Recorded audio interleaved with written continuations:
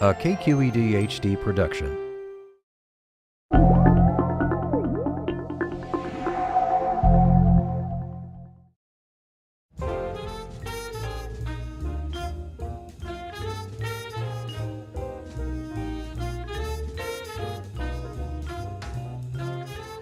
In the 1967 film The Graduate, a college student, reluctantly approaching adulthood, was offered some prescient career advice. I just want to say one word to you. Just one word. Yes, sir. Are you listening? Yes, I am. Plastics. Exactly how do you mean? There's a great future in plastics. He was right.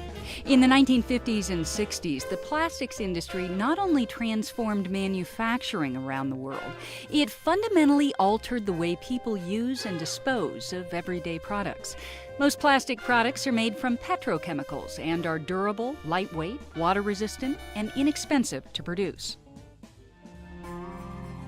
Worldwide, an estimated 330 million tons of plastic will be manufactured in 2010. That's more than 100 pounds of new plastic for every man, woman, and child on Earth. But in the United States, only 7% of plastic is recycled. Much of the rest ends up in landfills, where it could remain for more than 1,000 years. Other plastic is carelessly discarded, and it goes from stores to storm drains, streets to streams, eventually floating out to sea. These persistent materials, if you wait until you see the problem, it can be too late, because once they're out there, they're very difficult to recover and can cause problems for many years. Up to 80% of the plastic in the ocean comes from land-based sources. Once at sea, the floating garbage is caught up in the tides and currents. The currents that run along the California coast converge with 4 other prevailing currents from the far reaches of the Pacific Ocean. When they meet about 1,000 miles off the coast of California, they create a slow, swirling vortex known as the North Pacific Gyre. As the currents come together, they carry with them trash from around the world.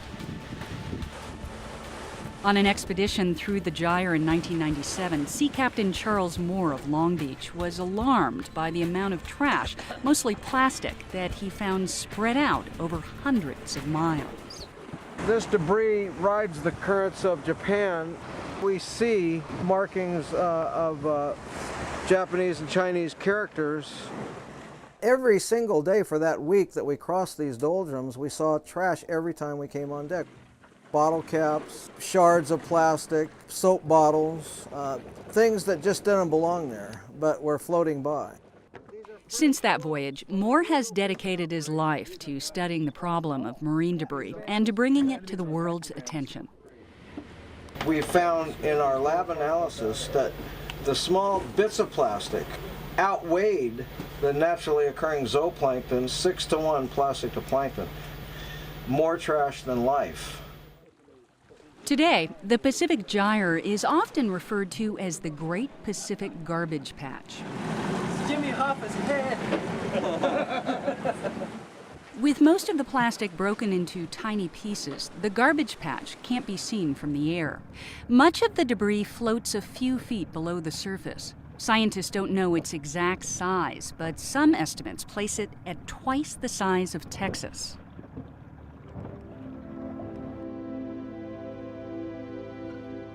Mary Crowley charters yachts out of Sausalito, California, and has spent nearly 40 years on the open ocean. After first learning about the garbage patch, she knew which direction to point her ship. In 2008, Crowley founded the Bay Area-based Project Kaisei, a nonprofit group established to study the scale of marine debris and its impacts on the environment. Mid-ocean is kind of a beautifully unique area. You know, could be 1,800 feet, 2,000 feet deep. It's this beautiful blue, and then you look closer and you see this confetti-like plastic. In August 2009, Crowley spearheaded a month-long scientific expedition to study the debris. The 151-foot Kaisei, whose name means ocean planet in Japanese, was joined by a second research vessel from the Scripps Institution of Oceanography in San Diego. When we got out into the Gyre, we began doing bow watch, where we would record how many pieces of plastic the persons could count in half an hour. There were areas where we would see 300 to 400 pieces in half an hour. Things in that right now. Might as well get them in there. Marine biologist Margie Gassell works with the California Department of Toxic Substances Control, a state agency that regulates hazardous waste. Her specialty is the impact of contaminants on fish, but she wasn't ready for the impact the expedition would have on her. The thing that was most shocking to us that we really didn't expect was all of the tiny fragments of broken down plastic. Every one of our samples had these plastic fragments in them, whether we were 200 miles from shore or 1,500 miles from shore. Although petroleum-based plastic polymers never completely dissolve, over time, sunlight and wave action cause the plastic particles to break down. And because they are so widely dispersed, the billions of tiny plastic fragments in the ocean will be nearly impossible to clean up. The amount of debris that we collected was pretty staggering. It was very depressing and very disturbing. I don't like the jellyfish eating the plastic at all. That is going to cause our ecosystem real problems. Plastic debris takes a tragic toll on marine life. Birds and fish ingest it when they mistake bright-colored pieces for food. Sea turtles and migrating birds can become entangled in abandoned plastic fishing nets known as ghost nets. Plastics also can leach chemicals. We brought back over 300 fishes, particularly the lanternfish. We think that they're an important link in the food web. If they are in fact picking up contaminants, then those could be passed to the fish that consume them and potentially to humans. The samples from Project Kaisei's maiden voyage are tested by the California Department of Toxic Substances Control. The samples are run through a mass spectrometer. It removes and separates toxic chemicals for analysis such as PCBs and BPA or bisphenol A, which are found in plastic and are known to be harmful to marine life and humans. As research is being done to analyze the problem, the search for alternatives is in the works. So the plan is we're going to bring in methane. At Stanford University, promising research is underway to develop an eco-friendly process for producing bioplastics that are benign by design. It starts here with a landfill, anaerobic landfill.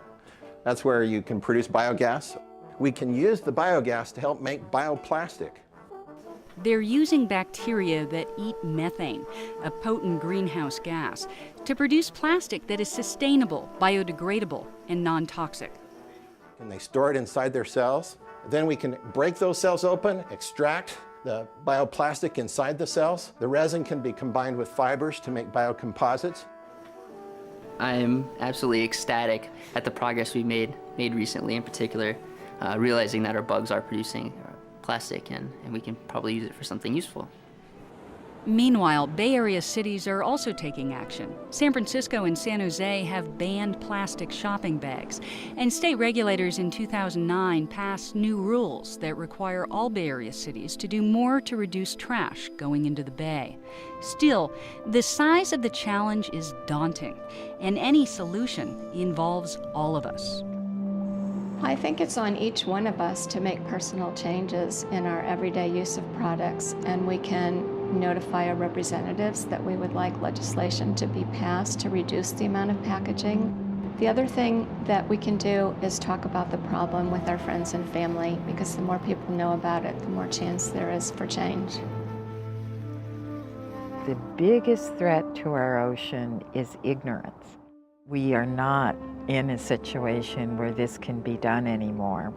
And we should use our brains to create things that are good for our own health and the health of the planet.